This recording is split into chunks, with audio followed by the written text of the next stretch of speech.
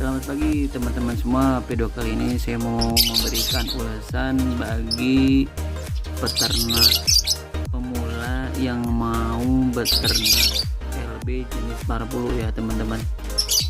Nah, jangan salah ya teman-teman, kalau misalkan PB yang udah dewasa itu, ini cirinya di jidatnya itu berwarna oranye tua ya teman-teman. Nih seperti ini adalah jenis Viola PB yang udah dewasa atau jenis parabulu yang sudah dewasa. Jadi si jidatnya itu lebih berwarna orange nih teman-teman, jangan salah ya.